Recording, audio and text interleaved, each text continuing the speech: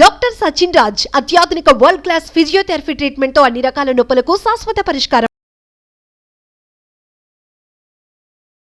నమస్తే, welcome to Suman TV. నేను మీ యామ్ని. ప్రస్తుతం మనతో ఉన్నారు ప్రముఖ ఆధ్యాత్మికవేత్త, ప్రముఖ జ్యోతిష్య వాస్తు పండితులు మనతో సూర్యనారాయణ శర్మ గారు ఉన్నారు. వారితో మాట్లాడదాం. నమస్కారం గురుగారు. నమస్కారం అమ్మ. శుభం వ్యాధు. గురుగారు, ఈ 2024 సంవత్సరంలో అసలు సింహరాశి వారికి అంటే ఏ విధంగా ఉంటుందంటారు? సింహరాశికి వచ్చేసరికి ఏంటంటే, సింహరాశిలో మన పుబ్బా నక్షత్రం కనిపిస్తుంది చక్కగా. అయితే ఈ సింహరాశిలో ఒక చిన్న అడ్వాంటేజ్ ఏంటంటే, సింహరాశి మీద నవంబర్ అంటే కిందటి సంవత్సరం నవంబర్ 1వ తారీఖు నుండి గురు యొక్క అనుగ్రహం పూర్తిగా ఉందని చెప్పొచ్చు అన్నమాట. నవంబర్ 1 నుండి మేషరాశిలో ఉన్న గురుడు సింహరాశి మీద దృష్టి పెట్టి ఉంచాడు కాబట్టి డెఫినెట్గా సింహరాశికి ఒక చిన్న అడ్వాంటేజ్ ఉంటుంది చెప్పొచ్చు అన్నమాట. అలాగే ఆ రాశి వారికి ద్వితీయ స్థానంలో కేతు కదలకుండా అక్కడే ఉంటాడు. కుటుంబ స్థానం, ధనస్థానం, వాక్స్థానం, విద్యాస్థానం, కుటుంబ స్థానం ఉంటాం. ఈ స్థానంలో కేతు అక్కడే ఇలా కూర్చుని ఉంటాడు. అలాగే వీళ్ళకి ఏంటంటే స్టార్టింగ్ న్యూ ఇయర్ స్టార్టింగ్లో ఏంటంటే మన సింహరాశి వారికి చతుర్థంలో బుధుడు ప్లస్ శుక్రుడు యొక్క ప్రభావం కనిపిస్తుంది. పంచంలో మనకు రవి ప్లస్ కుజుడు యొక్క ప్రభావం కనిపిస్తుంది. సప్తంలో శనీశ్వరుడు, అష్టంలో రాహు, భాగ్యంలో గురుడు ఉన్నాడు. సో భాగ్యంలో ఉన్న గురుడు ఏం చెప్తాడంటే మే 1 వరకు అక్కడ ఉంటాడు కాబట్టి లక్ ఫేవరింగ్ చేస్తానంటాడు. లక్ ఫేవరింగ్ ఎందుకు చేస్తున్నాడు? ఫిఫ్త్ ఆస్పెక్ట్స్లో చూస్తున్నాడు కాబట్టి లక్ ఫేవరింగ్ చేస్తానంటాడు. బట్ వేరాజ్ ఈయనకి ఏంటంటే కుటుంబ స్థానంలో చూస్తే కేతు ప్రభావం కనిపిస్తుంది. కేతు ఏం చేస్తున్నాడు? కుటుంబంలో కొంచెం డిస్టర్బెన్సెస్ వస్తాడు. అలాగే కుటుంబము, ధనము, వాక్కు, విద్య, 4టికి సెకండ్ హౌస్ అంటాం. ధనం కూడా మనకు కన్ఫ్యూజన్ చేస్తారు. రావాల్సిన రాబడి రాకపోవడము, వచ్చిన సాక్రిగేట్ అవ్వడము, అందరికీ ఇచ్చాక మనకేం మిగలకపోవడము, అది వ్యాపారం అనుకోండి, ఉద్యోగం అనుకోండి, ఏదైనప్పటికీ మన చేతిలో పెద్దగా బెనిఫిషియల్గా ఉండకపోవచ్చు. ఇన్వెస్ట్మెంట్లో పెట్టచ్చు, లేకపోతే ల్యాండ్స్ మీద పెట్టచ్చు, లేదంటే ఏదో రకంగా క్యాష్ ఇన్ హ్యాండ్ అనేది తగ్గిపోయి ఇన్వెస్ట్మెంట్ ప్లాన్స్ మీద వెళ్ళిపోతాయి. అలాగే ఇంకొకసారి ఏంటంటే క్యాష్ ఈ గురు దృష్టి పడింది కాబట్టి డెఫినెట్గా శుభకార్యానికి ఖర్చు పెట్టేస్తారు. ఇప్పుడు మామూలుగా ఖర్చు పెట్టబట్టి మనం రూపాయి తీయకపోవచ్చు, కానీ ఇంట్లో ఆడపెట్టి పెళ్ళి అంటే మనం తీస్తాం కదండి. అలా శుభకార్యానికి ల్యాక్స్ ఆఫ్ ఎక్స్పెండిచర్ అది కనబడుతుందన్నమాట. గృహప్రవేశం అనుకోండి, వివాహం అనుకోండి, శంకుస్థాపన అనుకోండి, ఇలా రకరకాలుగా ఖర్చులు శుభకార్యం కూడా చేస్తారు వీళ్ళు. ఎందుకంటే శుభకార్యాలు జరుగుతాయి వీళ్ళ యొక్క నక్షత్రం సింహరాశి వాళ్ళకి జరుగుతాయి, గురువు బలం ఉంది కాబట్టి. సో వాటికని విపరీతం ఖర్చు పెడతారు. సో ఇలాగా ఈ ఖర్చులో ఏంటంటే ఆనందకరమైన ఖర్చులు ఉంటాయి, ఆహ్లాదకరమైన ఖర్చులు ఉంటాయి, అలాగే సంతోషాన్ని కలిగించే కొన్ని ఖర్చులు ఉంటాయి, అలాగే విలాసాల కోసం ఖర్చు పెట్టే ఉంటాయి. సో ఇన్ని రకాలుగా ఖర్చు పెట్టేవి కూడా ఆల్మోస్ట్ మనకి ఎలాగుంటుందంటే అన్ని ఖర్చులు కూడా మనకు ఒక రకమైన హ్యాపీనెస్తో ఖర్చు పెట్టేవన్నీ ఉంటాయి అన్నమాట. సో ఎప్పుడైతే అలా ఉంటాయో ఏంటంటే ఖర్చు అన్నది ఆగదు. ఎందుకంటే సెకండ్ హౌస్లో ఉన్న కుజుడు అనుకోండి, అలాగే చతుర్థంలో ఉన్న బుధుడు ప్లస్ శుక్రుడు యొక్క ప్రభావం అనుకోండి, ఇవన్నీ జరుగుతుంటాయి. ఇది కాకుండా ఏంటంటే మనకు పంచంలో మనకు ఎవరు కనబడుతున్నారు? ఆల్మోస్ట్ కుజుడు, రవి ఇద్దరు ఉన్నారు. వీళ్ళిద్దరు అక్కడ ఉన్నారు కాబట్టి స్టార్టింగ్లో అంటే మీ ఫస్ట్ లోపల స్టార్టింగ్ ఇనిషియల్ స్టేజ్లో కూడా పిల్లల ద్వారా కూడా కొంత ఖర్చు కనిపిస్తుంది. ఈ పిల్లల ద్వారా ఖర్చు ఏంటి అని అంటే పెద్దలు విదేశాలకు వెళ్ళాలనుకుంటే వాళ్ళకి అయ్యే ఖర్చు, చదువుల కోసం అయ్యే ఖర్చు, అలాగే పిల్లలు వివాహం చేయాలనుకుంటే వాళ్ళకి అయ్యే ఖర్చు, ఇలా పిల్లల ద్వారా కూడా విపరీతమైన ఖర్చు జరగడానికి అవకాశం ఉంది. ఒకసారి పిల్లల ద్వారా కూడా పంచంలోని ఈ 2 గ్రహాలు ఉన్నాయి కాబట్టి డబ్బు బర్న్ అయ్యే అవకాశం కూడా ఉంటుంది. అంటే వేస్ట్ ఖర్చు కూడా పిల్లల ద్వారా జరగచ్చు. సో ఏదైనా మనం ఏంటంటే మన పిల్లల మీద ఉన్న అభిమానంతో, ప్రేమతో మనం ఏంటంటే అడుగుతున్నాడు కదా అని మనం ఖర్చు పెట్టేస్తాం. ఫర్ ఎగ్జాంపుల్ ఒక గిఫ్ట్ కొన్నాడు, వాడు కావాలి అడిగాడు, కొన్నాం, ఫినిష్, రాత్రికి బాగానే ఉంటుంది, 10,000 20,000 పెట్టుకుంటాం, తెల్లారిసి అది ముక్కలైపోతుంది. సో దమలు ఏమవుతుంది? 20,000 పోయినట్టే కదా, ఆనందం లేకుండా. సో ఇలాగా ఈ పిల్లల ద్వారా వేస్ట్ ఖర్చులు కూడా జరిగే అవకాశం ఉంటుంది.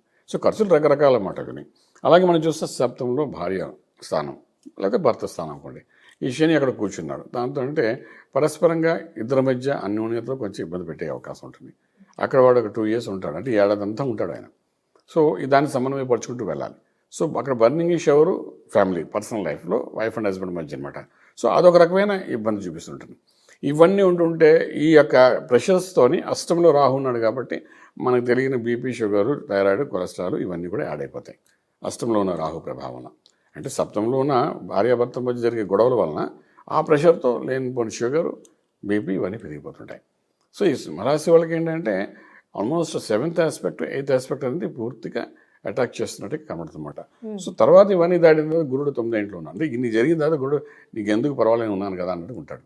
సో ఇవన్నీ దాటుకుని వెళ్ళాలి కదా. అంటే సంసారం అనే చదరంగంలోని సెకండ్ హౌస్ బాగలేదు, 5th హౌస్ బాగలేదు. సెకండ్ హౌస్ 5th హౌస్ అనేది ఇంపార్టెంట్. ఆ తర్వాత 7th హౌస్ బాగలేదు, 8th హౌస్ కూడా అసలు బాగలేదు. ఈ 7th అండ్ 8th హౌస్లో మనకి ఏంటంటే కంటిన్యూస్గా ఈ ఏడాదంతా అక్కడ నుండి కదలరు వాళ్ళు, అక్కడే కూర్చుంటారు. సో ఇప్పుడు ఏమైందంటే ఎలా తప్పించుకుందామన్నా ఇంట్లో భార్యను తప్పించుకోలేడు, లేదా ఇంట్లో భర్తను తప్పించుకోవడం ఆడవాళ్ళు అయితే, అలాగే 8th ఇంట్లో రాహు ఉన్నాడు కాబట్టి అనారోగ్యాన్ని కూడా తప్పించుకోలేరు. సో ఇవి రెండింటినీ వీళ్ళకి అటాక్ చేస్తాయి కాబట్టి దాన్ని మనం కేర్ తీసుకోవాలి. అలాగే పంచమంలో పిల్లలు, సో వివాహం అయిపోతే పిల్లలకి వల్ల జరిగే నష్టం అది కూడా మనకు కనబడుతుంది అనమాట. సో ఇవన్నింటినీ దాటుకుంటూ రావాలి. గురుబలం ఉంది కాబట్టి వీటన్నిటిని కవర్ చేయగలుగుతారు.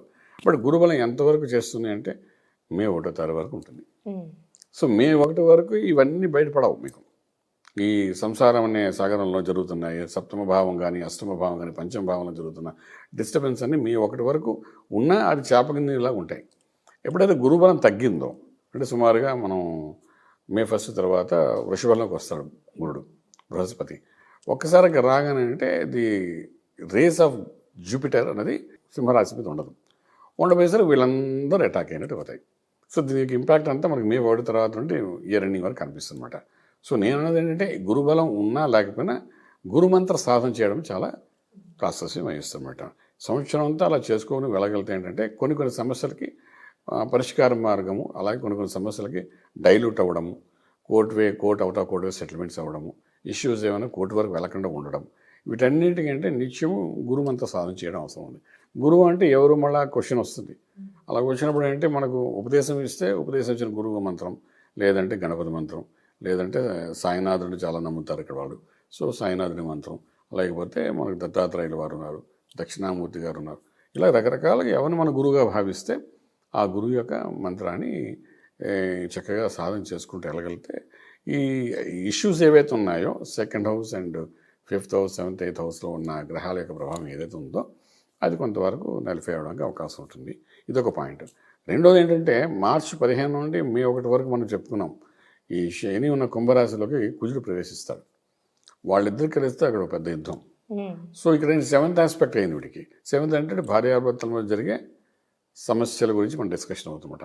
సో అక్కడ కూర్చొని వచ్చినప్పుడు ఖచ్చితంగా విడాకుల వరకు వెళ్ళిపోయేంత గొడవలు అవుతుంటాయి. ఇప్పుడు ఈ గొడవలు అవుతుంటే వీటిని ఎలా బయటపడాలి అన్నది ఒకటి ఉంది కదా. సో దాన్ని కూడా మనం కంట్రోల్ చేసుకోవడం చాలా అవసరం ఉంటుందన్నమాట. సో ఈ మార్చి 15 నుండి మే 1 వరకు ఉన్న పరిస్థితిని మాత్రం చాలా జాగ్రత్త హ్యాండిల్ చేయాలి వీళ్ళు. చేయకపోతే మొత్తం ఫ్యామిలీ లైఫ్ అంతా డిస్టర్బ్ అవడానికి అవకాశం ఉంటుందన్నమాట. సో ఒక్కొక్కసారి లీగల్ నోటీసులు ఇచ్చుకోవడం భార్యాభర్తలు అలా జరగచ్చు, నాకు అవసరం లేదు, నాకు అవసరం లేదని చెప్పి అదొక ఆస్పెక్ట్లో వెళ్ళచ్చు ముందుకు. ఎందుకంటే అక్కడ ఒక యుద్ధం జరుగుతుంది కాబట్టి ఆ యుద్ధం నుండి బయటపడడానికి ఒక్కొక్కసారి అదేంటంటే విడిపోయి దూరంగా ఉండి కొంతకాలం ఉందామని దూరంగా ఉండొచ్చు. రకరకాలుగా ఏదైనా పర్సనల్ లైఫ్ మీద అటాక్ చేసేది మాత్రం మార్చి 15 నుండి మే 1 వరకు చాలా జాగ్రత్తగా ఉండాలి. ఇది కూడా మనం అధిగమించడానికి డెఫినెట్గా గురుమంత్ర సాధన చేయడము చాలా ప్రాసెస్ వస్తుంది కాబట్టి ఆ విధంగా చేసుకుంటే కొంత బాగుంటుంది చెప్పచ్చు. అంటే ఇవే పరిహారంగా చేసుకోవచ్చండి. ఇది పరిహారం అనుకోవచ్చు అండి. ఇంకా మనకు తర్వాత దశలు అంతర్దశలు ఉన్న స్థితిగతులు బట్టి ఇండివిజువల్ జాతకానికి అందులో కానీ పాజిటివ్గా ఉందనుకోండి కొంత రిలీఫ్ ఉంటుందన్నమాట. లేకపోతే we can go with this. తర్వాత ఒక్కొక్కసారి అంటే దశలు బట్టి మనం కొన్ని రత్నాలు కూడా సజెస్ట్ చేస్తుంటాం అనమాట. ఫలానా రత్నం పెట్టుకుంటే బాగుంటుంది కూడా చెప్తుంటాం. అలాగని యాడ్ చేసుకోవచ్చు. అలాగే ఇవన్నీ డిపెండ్స్ అపాన్ అగైన్ లగ్న ప్రకారం దశల ప్రకారం ఎలాగుంది. ఈరోజు మంచి దశ నడుస్తుంది ఈ సంవత్సరం అంటే అప్పుడు ఈ జరుగుతున్న ఈ నష్టం అంతటిని నలిఫై అయిపోతాయి. లేదు దశ కూడా బాగాలేదు అనుకోండి, ఇంకా వాడిని ఎవడు బాగు చేయలేడు.